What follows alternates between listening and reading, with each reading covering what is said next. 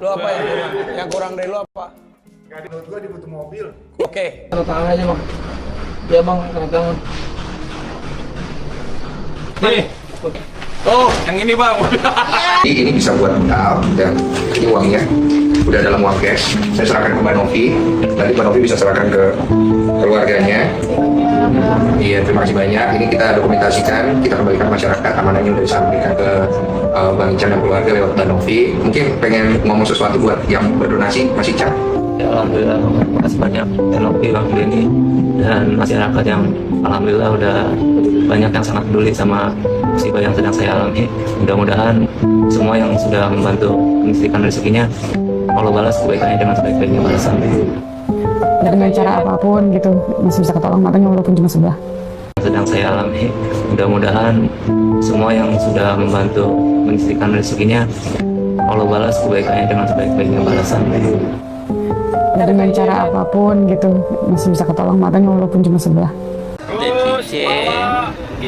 Jangan hujat Agus, ini kekuasaan Allah.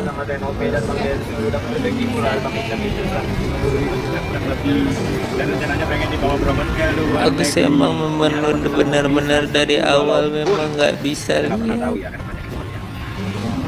Nih, Agus kembalikan lagi.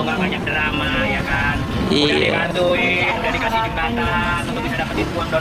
Kalau harapan aku selalu berharap ada sama Allah. Lucu netizen. Katanya saya bisa ngeliat pakai dolar. Ya udah sini mana tahu dikasih dolar 100 juta dolar kan bisa ngeliat langsung. Wah, alhamdulillah. Uangnya kasih ke netizen aja semuanya. Yang kemarin ya itu emang benar sih, maksudnya bukan ngelihat ke dolarnya sih, apa tuh namanya, ke warnanya. Alhamdulillah kan namanya mujizat Allah kan, kita nggak tahu tiba-tiba dikasih kayak gitu ya, tiba-tiba. Tapi netizen jangan hujat Agus, ini kekuasaan Allah.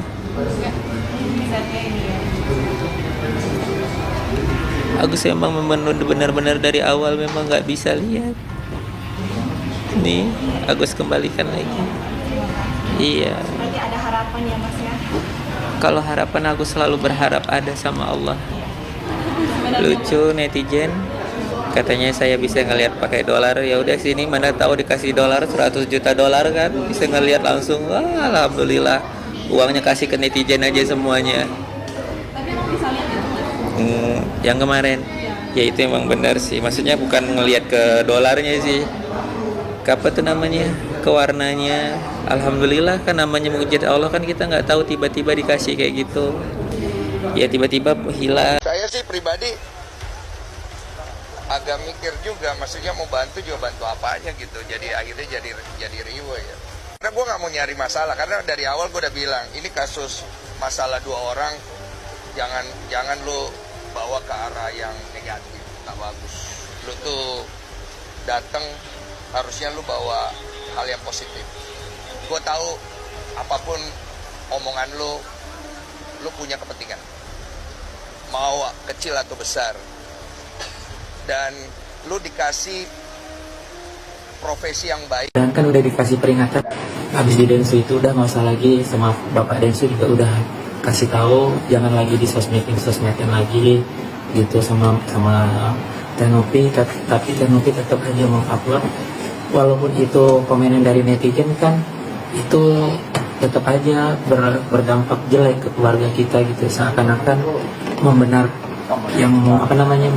yang tidak benar gitu. Itu sih berkali-kali itu dilakukan gitu.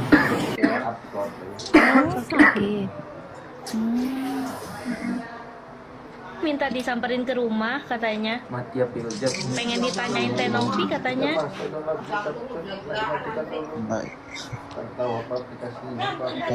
Ya dihubungin nggak direspon, maksudnya kalaupun sama orang tanpa ada konfirmasi kan gak enak gitu. Tapi Kemarin Lihat di videonya kayak seolah-olah dibilang enggak. sakit deh. yang nyuruh Tenopi Rumah Bang kenapa nggak disuruh sekali? Lanjutannya gimana tuh? Ya soalnya yang apa namanya yang si cewek itu kan ternyata dia Makan cireng. satu-satu ya ngomongnya ya bingung. Lu cabut LP-nya dulu, lu tinggalin semua itu pengacara-pengacara lu. Lu bertabayun sama Tenovi. Bener-bener untuk pengobatan mata lu sampai beres. Nggak usah pakai pengacara lah gaya lu, pakai pengacara lagi lu. Ya kan Gus? Lu mau bertabayun sama dia, sama Novi Pratiwi dan yayasannya? Kembalilah seperti di awal. Seperti lu begini, Mbak Novi, aku sedih. Sedih banget, aku sedih banget. Kayak begitu kalau lu mau. Dari awal seperti itu. Kembalilah seperti itu. Abis kopi gua. Hormati. Secara undang-undang, pihak dari kacamata sosial, niat baik Novi sangat kita hormati. Secara undang-undang, pihak yayasan itu berhak sampai 10% dari total sumbangan atau donasi yang terkumpulkan. Maka kalaupun, saya garis bawahi, kalaupun Novi itu kemudian mendapatkan manfaat 10% dari 1,5 miliar itu sah secara hukum. Gitu loh ya. Nah jadi saya udah jelaskan panjang lebar dari konteks hukum. Mari kita lihat dari kacamata sosial. Dari kacamata sosial, niat baik Novi sangat kita hormati. Secara undang Cuma 30 juta, 35 juta dari yayasannya Tenovi.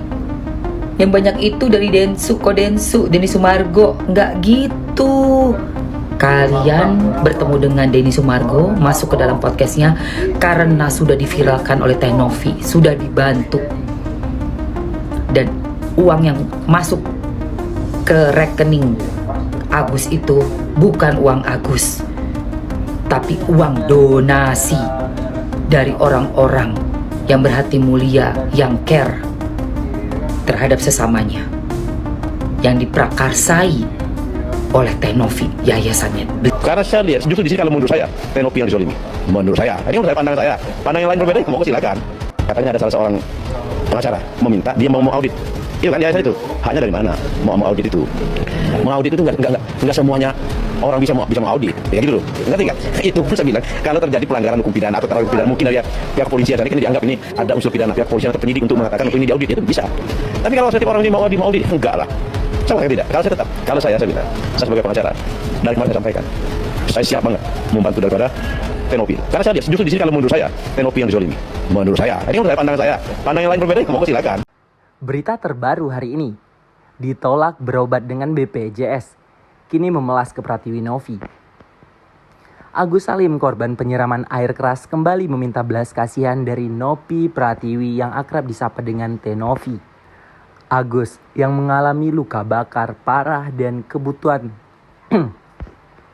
Agus yang mengalami luka bakar parah dan kebutaan akibat serangan tersebut harus menjalani pengobatan di Rumah Sakit Cipto RSCM. Namun, pengobatan Agus tidak lagi ditanggungi oleh BPJS Kesehatan. Menurut pengacaranya Farhad Abbas, BPJS Kesehatan menolak menanggung biaya pengobatan Agus karena kasusnya dianggap sebagai akibat dari penganiayaan atau kejahatan yang tidak termasuk dalam cakupan BPJS. Hal ini membuat Agus dan keluarganya harus mengeluarkan uang pribadi untuk biaya pengobatan yang cukup besar.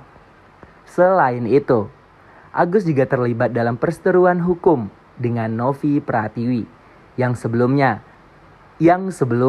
membantu menggalang donasi untuk pengobatan Agus. Novi menuduh Agus menyalahgunakan dana donasi sebesar 1,5 miliar untuk keperluan pribadi, bukan untuk pengobatan. Agus membantah tuduhan tersebut dan melaporkan Pratiwi ke polisi atas dugaan pencemaran nama baik. Kasus ini tentu saja menarik perhatian publik dan menimbulkan berbagai reaksi di media sosial. Banyak yang menduga Agus, namun ada juga yang mempertanyakan pengguna dana donasi tersebut. Agus berharap agar masalah ini dapat segera diselesaikan dan ia bisa fokus pada pemulihan kesehatan tersebut. Bagaimana menurut